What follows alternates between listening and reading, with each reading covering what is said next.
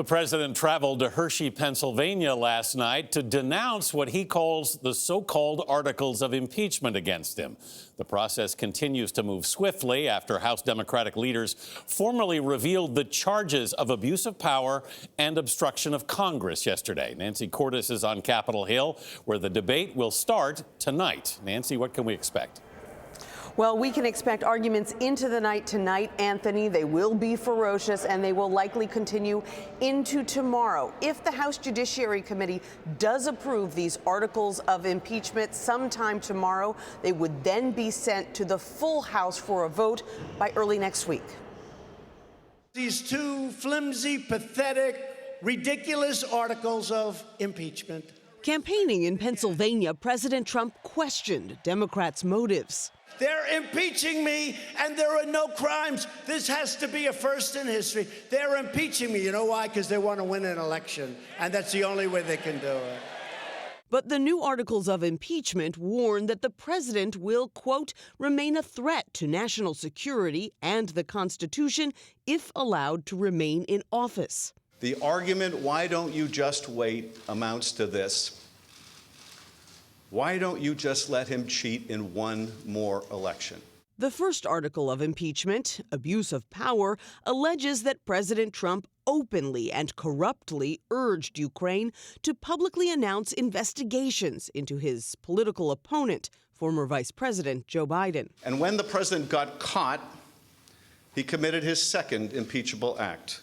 Obstruction of Congress. That article accuses the president of directing the unprecedented, categorical, and indiscriminate defiance of the House investigation, with the Departments of State, Energy, and Defense refusing to produce a single document or record. I think this is a clear, short, concise argument that the president abused his power. Some Democrats, like Congressman Mike Quigley of Illinois, wanted more serious charges, such as bribery. Are you satisfied with where the party has ended up when it comes to these articles of impeachment?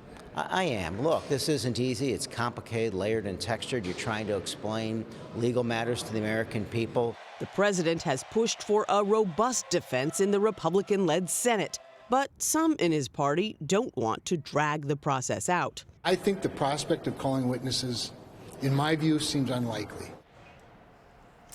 There is a growing consensus among Senate Republicans that perhaps it might just be time to move on. And if there are few or no new witnesses, Tony, then that Senate trial could be a lot quicker than some had initially predicted. Either way, it's not going to happen until January. Nancy, speaking of the Senate, Senator McConnell also told reporters that he would not take up the new trade deal that House Democrats struck with the White House until next year. Why the delay?